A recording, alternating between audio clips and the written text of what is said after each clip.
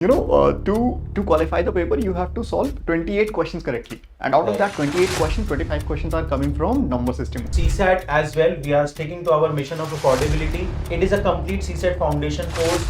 100 our का teaching रहेगा, आपको नोट्स प्रोवाइड किए जाएंगे, असाइनमेंट प्रोवाइड किए जाएंगे, लाइव डाउट क्लियरिंग सेशन रहेंगे। अब जितने स्टूडेंट पैनिक में तैयारी करते हैं और लास्ट के महीने में पैनिक में रहते हैं, चाहे कितना ही आता हो उसको, बट एग्जाम वाले दिन मैसअप जरूर करके बिल्कुल सर। एग्जामिनेशन जो 2 आवर्स है ना, उसमें मैंने देखा है बहुत सारे स्टूडेंट्स क्वेश्चन सॉल्व करने की कोशिश कर रहे होते हैं एग्जामिनेशन हॉल के अंदर। एग्जामिनेशन हॉल में क्वेश्चन सॉल्व नहीं करना होता, वहाँ पे क्या है कि आप क्वेश्चन देखिए और आपको पता होना चाहिए कि how to approach this question. अब अगर आपके पास बैंडविड्थ है, आपके पास अगर अभी समय है, you should do the CSAT now. आप बाद का प्रेशर कम करो ना अपना, जितना आपके ऊपर प्रेशर बाद में कम होगा उतना परफॉर्मेंस एग्जाम डे वाले दिन इंप्रूव होगा। ये तो पढ़ ही रहे, लेकिन उसके साथ साथ अगर सीसेट में भी आपने लास्ट ईयर चैलेंज फेस किया है, then this is the right time to focus on the CSAT. Hello and welcome you all to Sarthi IAS. So guys, CSAT has remained a major hurdle for all of you to crack the prelims examination in the past. To solve that problem, we are introducing our live CSAT foundation batch for UPSC CSC 2026 examination. This batch is starting on 22nd of August. It's a complete live batch जहाँ पे कि teaching language रहेगा English and content आपको English और हिंदी में दोनों में provide किया जाएगा।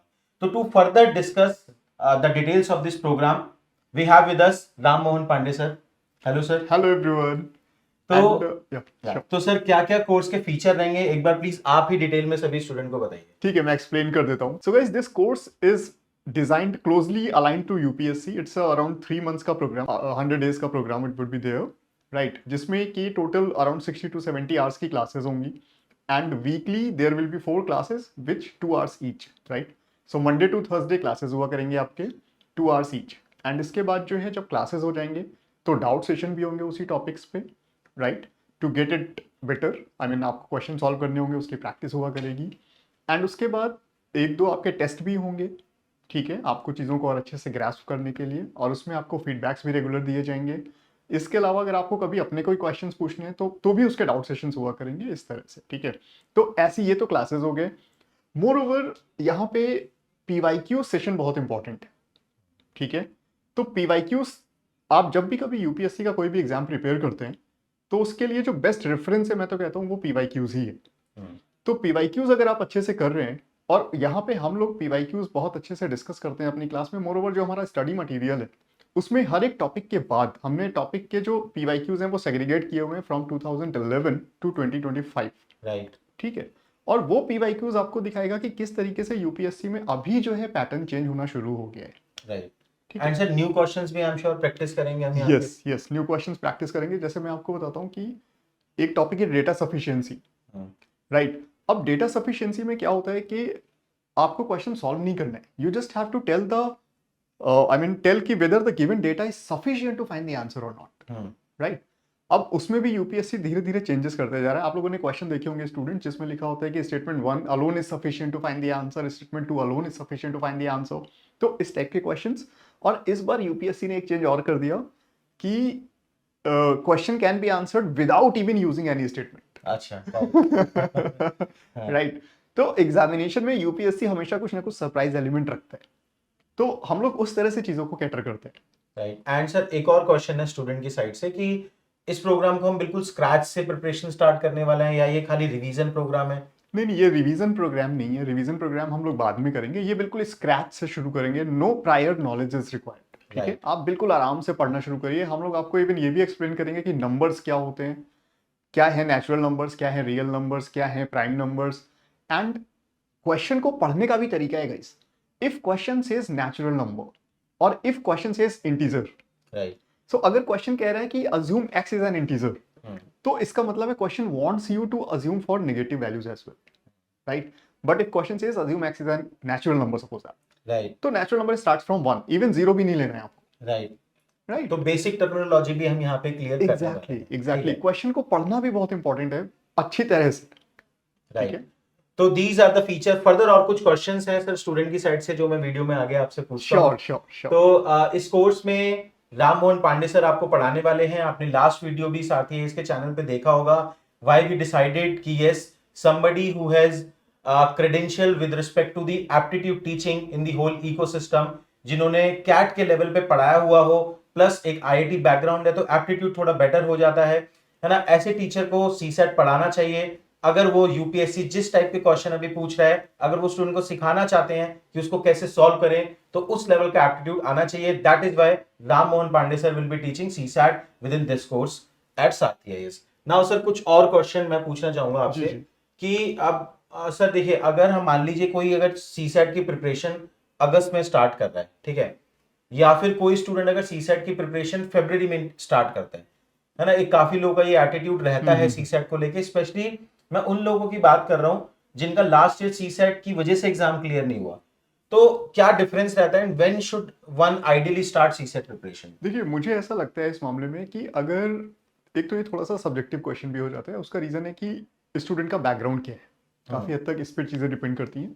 लेकिन हाँ, अगर मान लीजिए कि आपका सीसैट हर बार रुक रहा है, ठीक है, मान लीजिए आपका सीसैट में नहीं हो पा रहा है, तो और जिस तरह से सीसैट का लेवल ईयर बाय ईयर बढ़ता जा रहा है, 24 वाला थोड़ा सा एक्सेप्शनल था, पेपर थोड़ा सा इजी हो गया था, बट जिस तरह से पेपर का लेवल बढ़ता जा रहा है, तो मैं कहूँगा कि सीसैट आप जितनी जल्दी करना चाहें उतनी जल्दी से जल्दी करें और उसको करके जो है उससे फ्री हो जाएं। बिकॉज क्या होगा, जब आप प्रिपरेशन स्टार्ट करेंगे सीसैट की, तो शुरुआत में आपको टाइम बहुत ज़्यादा लगेगा प्रैक्टिस करने के लिए, और क्या होगा कि धीरे धीरे वो टाइम ग्रेजुअली रिड्यूस होता जाएगा। जैसे मान लीजिए कि जब आपकी कैलकुलेशन थोड़ी फास्ट होनी शुरू हो जाएगी, राइट, जब आप क्वेश्चन को अच्छी तरह से पढ़ना सीख जाएंगे, फिर धीरे धीरे टाइम रिड्यूस होगा। लेकिन यही अगर आप मान लीजिए फरवरी में करते हैं, तो फिर बैंडविड्थ इतनी कम है, आपके पास टाइम ही इतना कम है कि पता चल रहा है वहां पे साइंस एंड टेक भी आपका भी बचा हुआ है। राइट, राइट, एंड स्टूडेंट फिर स्ट्रगल करता है कि जीएस और सीसैट को ऑब्वियसली कैसे बैलेंस करें। हमें मेंटरशिप सेशन में यही क्वेरी Yes. रहता है कि सर बैलेंस नहीं हो पा रहा है। यस। तो फिर अच्छा, उस टाइम पे क्या है कि उस टाइम पे फिर आपका या तो जीएस कॉम्प्रोमाइज होगा या सीसैट कॉम्प्रोमाइज होगा।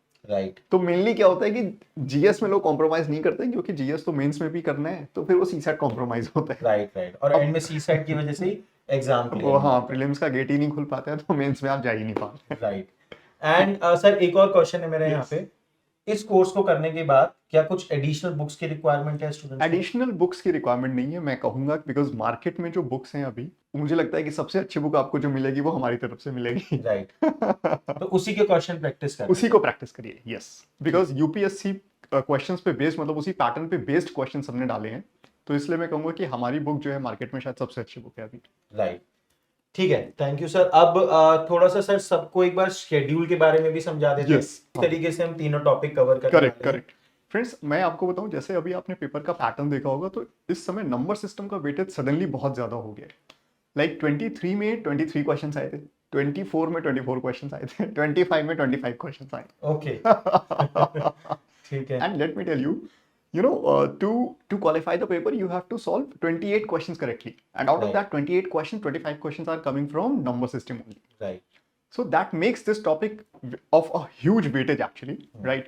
तो नंबर सिस्टम हमें बहुत अच्छे से करना है, तो हमारा जो 60-70 आवर्स का प्रोग्राम है, उसमें अराउंड 35 to 40 आवर्स हम सिर्फ नंबर सिस्टम को डिवोट करते हैं, because number system it becomes around 90% of your CSAT preparation. Right, and sir एक और चीज मुझे इंपॉर्टेंट लगती है, honestly sir, being a IT graduate, मैंने ऐसे अलग से कभी सीसेट की प्रिपरेशन नहीं करी थी अपनी प्रिपरेशन के टाइम पे, और कभी सीसेट में स्ट्रगल भी नहीं किया, बट ऑनेस्टली सीसेट उतना मुश्किल नहीं भी आता था मेरे टाइम पे, जी है जी, ना? उस समय हाँ। लेकिन एक चीज मुझे रियलाइजेशन उस टाइम पे भी थी, जैसे आपने बोला नंबर सिस्टम इंपॉर्टेंट है, एक और रीजन से मुझे इंपॉर्टेंट लगता है कि जो एक्यूरेसी रेट है ना आंसर्स का, वो नंबर सिस्टम में हाई रहता है। Yes. अगर मैं कोई कॉम्प्रिहेंशन का क्वेश्चन सॉल्व करके आ रहा हूँ, वहां पे यूपीएससी की सब्जेक्टिविटी है, करेक्ट। यूपीएससी जो डिसीजन देगा आंसर को लेके वो सबको मानना पड़ेगा। इंग्लिश के बारे में तो एक जोक है कि आपका दिन अच्छा है तो इंग्लिश अच्छा होगा, दिन खराब है तो इंग्लिश Right. खराब हो जाएगा। राइट, तो नंबर सिस्टम जैसे टॉपिक में मुझे ये भी बेनिफिट लगता है, स्पेशली पूरे क्वांटिटेटिव एप्टीट्यूड की ही अगर हम बात करें, तो वहां पे एक्यूरेसी रेट हाई है, या तो आंसर आएगा ही नहीं, करेक्ट, अगर आ गया आंसर तो आपका करेक्ट ही होगा। बिल्कुल सही, बिल्कुल सही है। Right. ये बात बिल्कुल सही है। तो इसलिए मुझे लगता है कि number system, even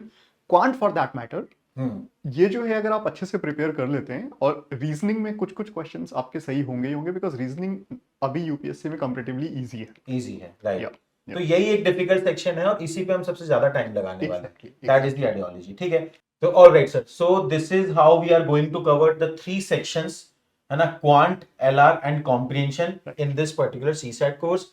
now moving forward, sir ये मैं इन्फॉर्म कर देते हैं सभी स्टूडेंट को कि with CSAT as well. We are sticking to our mission of affordability. It is a complete CSAT foundation course. 100 our का टीचिंग रहेगा, आपको नोट्स प्रोवाइड किए जाएंगे, असाइनमेंट प्रोवाइड किए जाएंगे, लाइव डाउट क्लियरिंग सेशन रहेंगे, and price 5999 plus taxes. Right now independent sale is also going on, तो you can get 10% discount as well. इसके लिए आपको कोई कूपन कोड यूज नहीं करना है, ठीक है sir. Before we wind up the video, एक और चीज मैं बोलना चाहूंगा स्टूडेंट्स को कि व्हेन यू आर डिसाइडिंग कि when to start the CSAT preparation, है ना, इसमें खाली ये वेरिएबल नहीं होना चाहिए कि आप कितने सीसेट में स्ट्रांग है और कितने वीक हैं. ये वेरिएबल के साथ साथ एक और वेरिएबल इंपॉर्टेंट है कि आपकी पीस ऑफ माइंड बहुत इंपॉर्टेंट है, राइट. देखिए एग्जाम में जब आप प्रीलिम्स देने जाते हैं तो एग्जाम से एक महीने पहले आपके माइंड पे कितना प्रेशर है उसका बहुत डायरेक्ट इंपैक्ट होता है आपके एग्जाम डे के परफॉर्मेंस पे. मैंने तो सर सभी एग्जाम्स में ये देखा है ना. अब जितने स्टूडेंट पैनिक में तैयारी करते हैं और लास्ट के महीने में पैनिक में रहते हैं, चाहे कितना ही आता हो उनको, बट वो एग्जाम वाले दिन मैसअप जरूर करके आते हैं, बिल्कुल है ना? बिल्कुल. अब अगर आपके पास बैंडविड्थ है, आपके पास अगर अभी समय है, you should do the CSAT now. आप बाद का प्रेशर कम करो ना अपना. जितना आपके ऊपर प्रेशर बाद में कम होगा उतना परफॉर्मेंस एग्जाम डे वाले दिन इंप्रूव होगा, ठीक है. तो प्लीज रिमेंबर दिस थिंग कि we are starting this CSAT earlier. Why? Because we want to provide this opportunity to you. यार अगर अभी आपके पास बैंडविड्थ है, आप में से काफी सारे लोग प्रीलिम्स से बाहर होने के बाद 1-1.5 महीने की वेकेशन पे गए, है ना. कंटेम्पलेट करता है इंसान क्या करें लाइफ में, क्या ना करें, दोबारा अटेम्प्ट देना है नहीं. आई होप अब तक आप डिसाइड कर चुके होंगे कि नेक्स्ट ईयर आपको अटेम्प्ट देना है नहीं, है ना. अगर आप नेक्स्ट ईयर अटेम्प्ट दे रहे हैं तो नेक्स्ट जो 4-5 मंथ्स हैं they are for mains examination preparation, no doubt about that. तो आप जीएस तो पढ़ ही रहे हैं, लेकिन उसके साथ साथ अगर सीसेट में भी आपने लास्ट ईयर चैलेंज फेस किया है, then this is the right time to focus on the CSAT, ताकि जो जनवरी से अप्रैल वाला टाइम है वो हम कंप्लीट जीएस पे फोकस करें, प्लस सीसेट का फाउंडेशनल बिल्डिंग ना करना हो, है ना, बस हमें सीसेट प्रैक्टिस करना हो, है ना. तो please keep this thing in mind while taking a decision whether to join the CSAT right now और लेटर, ठीक है. Then sir any final remarks from your side? Final remarks वही है, मुझे लगता है जो आपने बोला ना कि जनवरी टू अप्रैल, that time should be devoted to only marks improvement. That's it, not for the preparation. Right, foundational building. Sir GS में भी एक्चुअली लोग यही करते हैं, पहले फाउंडेशन करते हैं और फिर जनवरी से लेके अप्रैल में रिवीजन करते हैं. बट ये कॉन्सेप्ट अभी सीसेट में नहीं आया, सीसेट में नहीं आया है ना. तो आई थिंक वो कॉन्सेप्ट की रिक्वायरमेंट है. यूपीएससी 2-3 साल से हम टीचर्स को भी, इंस्टीट्यूशंस को भी और बच्चों को भी एक ही मैसेज दे रहा है कि सीसेट पहले से पढ़ो. बट सब लोग रिजिड हैं और we are trying to make a change here. I hope student will also realise this. And one more thing I just want to add here, because see जो लास्ट के 2 hours हैं, I mean in the examination जो 2 hours है ना, उसमें मैंने देखा है बहुत सारे स्टूडेंट्स क्वेश्चन सॉल्व करने की कोशिश कर रहे होते हैं एग्जामिनेशन हॉल के अंदर. एग्जामिनेशन हॉल में क्वेश्चन सॉल्व नहीं करना होता है. वहां पे क्या है कि आप क्वेश्चन देखिए और आपको पता होना चाहिए कि how to approach this question. ये बहुत जरूरी है. अप्रोच देखते ही क्लिक करनी चाहिए, क्लिक करनी चाहिए. अगर ये नहीं हो रहा है तो आप समझ लीजिए आपका पेपर खराब हो रहा है. राइट. मैं मेंटोरशिप सेशन में एक रिकमेंडेशन देता था सर, अभी मेरे को याद है सीसेट में, कि हाउ टू डिसाइड, क्वेश्चन होता था स्टूडेंट का, हाउ टू डिसाइड कि सीसेट में किस क्वेश्चन में टाइम लगाना है और किस क्वेश्चन में टाइम नहीं लगाना है ना. तो मेरा यही रिकमेंडेशन होता था, आफ्टर सीइंग द क्वेश्चन, अगर अगले 20-25-30 सेकंड में आपको क्लिक कर रहा है कि सॉल्व कैसे होगा, बिल्कुल सॉल्व ना हो चाहे 20-30 सेकंड में, बट क्लिक कर जाना चाहिए, अप्रोच आ जानी चाहिए, रूट मैप क्लियर होना चाहिए. अगर वो नहीं हो रहा है तो skip, then leave that question. Leave that. Yes yes, correct, very correct, very correct. Then है, चलिए sir, thank you very much, all the best. Thank you.